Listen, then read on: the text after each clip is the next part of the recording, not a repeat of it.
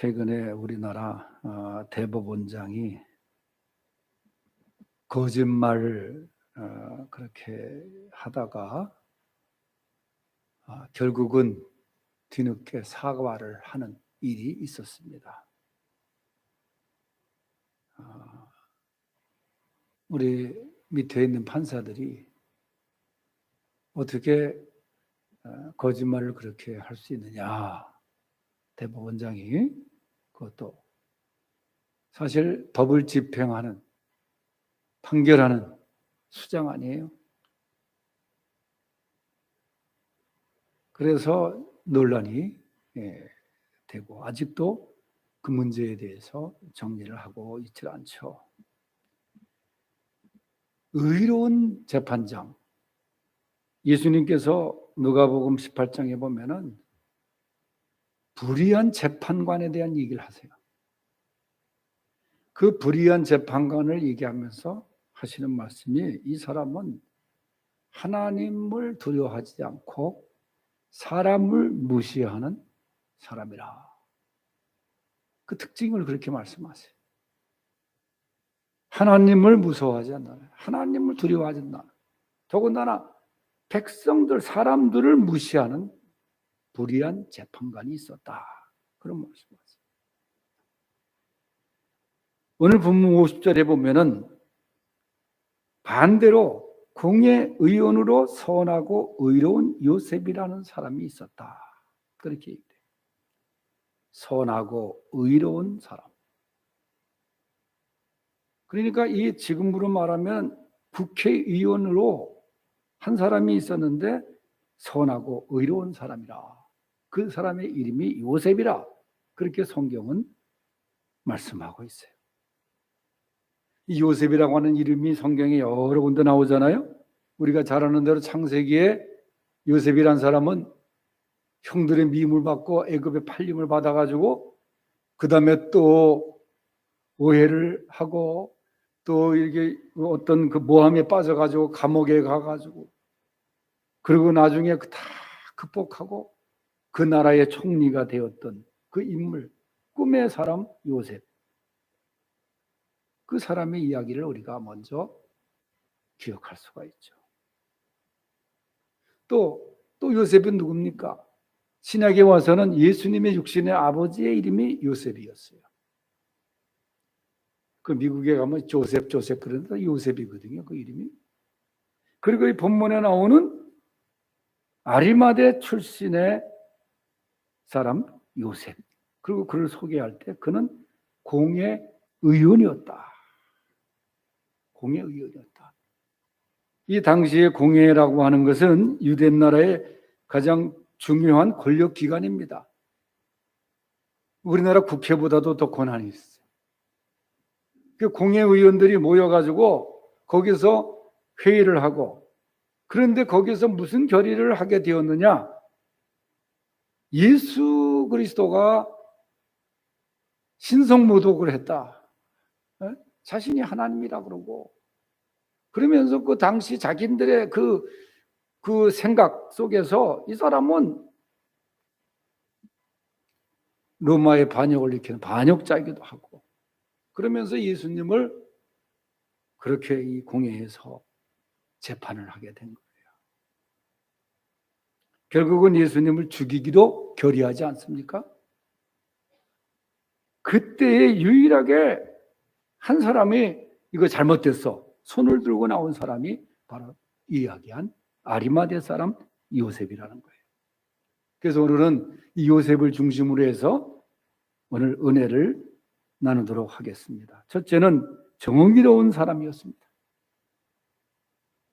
50절을 다 같이 한번 51절까지 읽어보겠어요. 시작. 공의의원으로 선하고 의로운 요셉이라는 사람이 있으니 그들의 결의와 행사에 찬성하지 아니한 자라. 그는 유대인의 동네 아리마대 사람이요 하나님의 나라를 기다리는 자라. 말씀드린 대로 그 당시의 분위기는 예수 그리스도를 이제 죽이는 거예요. 사형시키는 거예요. 이미 다 결정했는지도 몰라요. 그런 불의한 결의 속에 그것도 한밤중에 날치기식으로 그 사내들인 공회에서 그런 회의를 한 거예요. 그때에 유일하게 아리마대 요셉이 들고 일어납니다. 이것은 잘못됐어. 난 찬성할 수가 없어. 그러한 행동은 여러분 뭐 비난스러운 행동뿐만 아니라 당시에 이거는 사실 목숨을 걸고 하는 행동이에요. 같이 출교를 당할 수 있어요. 그의 권한이 다 박탈되고 사회로부터 매장될 수가 있어요. 그동안 쌓아 올렸던 공회의원이 되기까지의 여러 가지 일들이 다 한순간에 무너질 수 있어요.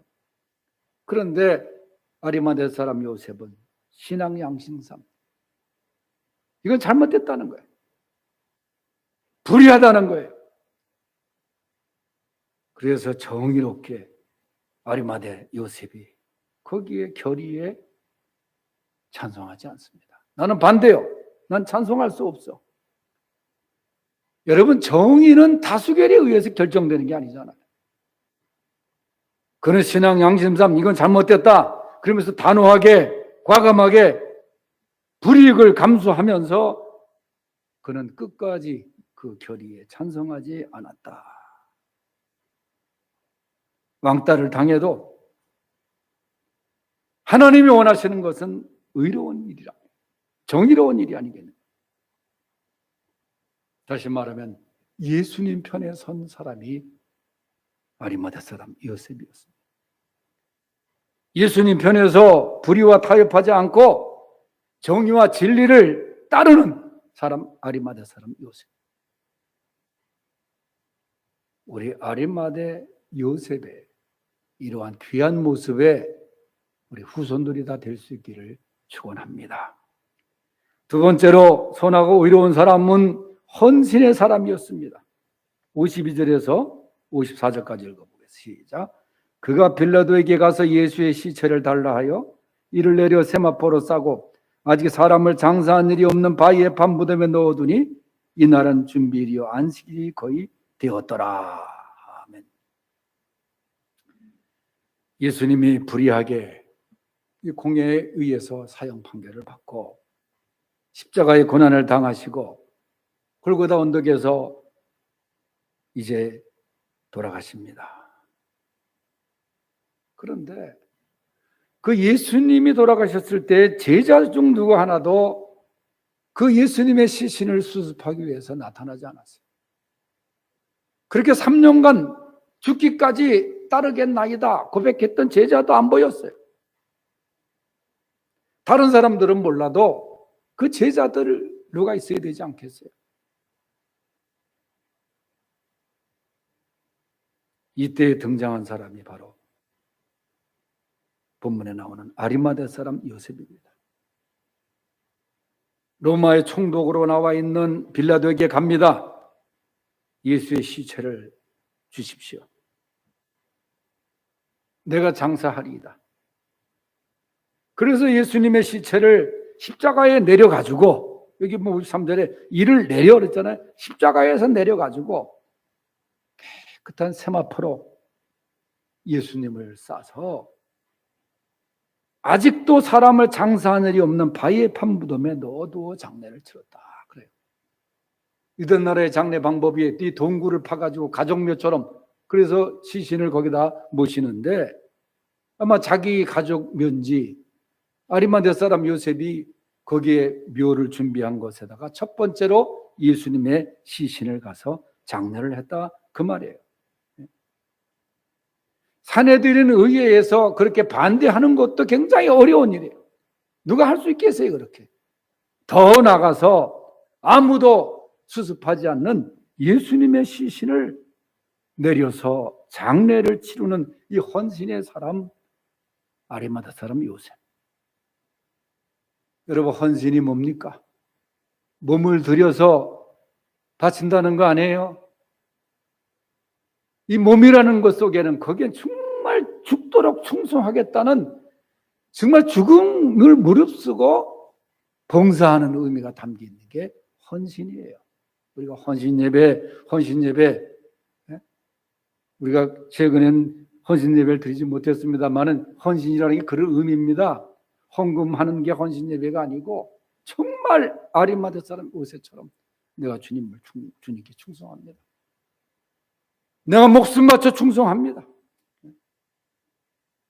아리마대 사람 요셉은 정말 너도 같은 패지, 너도 나사렛 예수와 같은 패당이지 할 수 있는 그 말을 들을 수 있는 상황 속에서도 그는 정말 헌신적인 모습으로 예수님을 자기 무덤에 모신 사람이에요.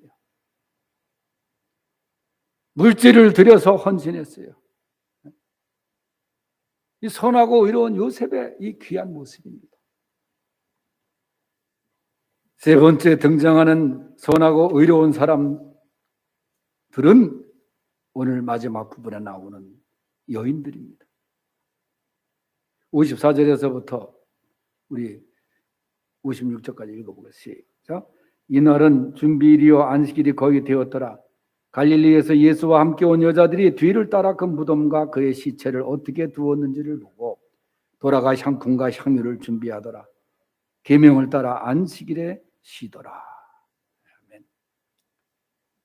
선하고 의로운 사람들의 이야기가 또 등장하는데 바로 여기 등장하는 이름은 밝히지 않았으나 예수와 함께 온 여자들.